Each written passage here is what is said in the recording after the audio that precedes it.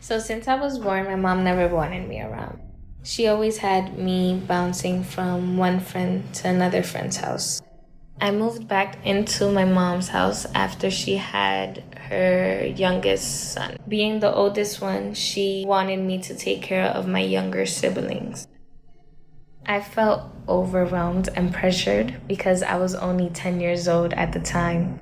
Once I graduated from elementary school, I was excited to go to middle school, but instead, my mom decided to send me to Dominican Republic. When she sent me to Dominican Republic, she left me to my grandparents. She decided that I would come back when I was around 16 years old to try to have a good relationship with me.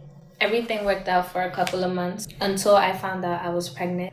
And it was a shocker for me as well as my mom, and that ruined the relationship we was trying to build in the first place.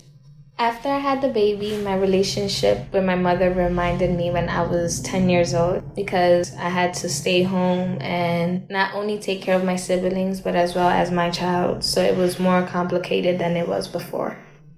When I finally decided to go back to school, it was even worse relationship with her because she wanted me to stay home all the time and didn't actually want me to advance in my education. So after that, she decided to kick me out of the house. I started looking into shelters with my guidance counselor from school, and I finally found out one of the shelters I could go into with my son. The shelter was called Covenant House.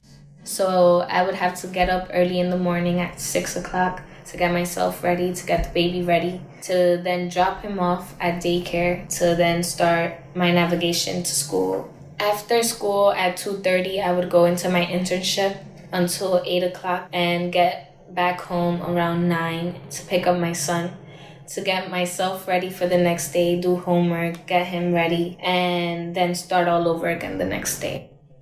In June, before my graduation, I got a call from my guidance counselor telling me that I was valedictorian. And I had literally jumped out of my bed to go tell everybody else about the good news. Accomplishing that was like a lot of feelings mixed together.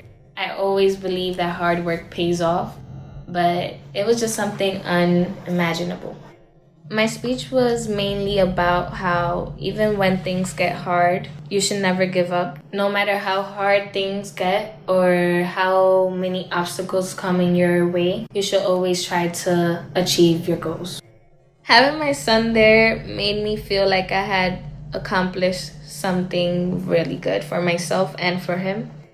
It was so cute the way I saw him jumping up and down once I finished and everybody was clapping. It filled me up with joy.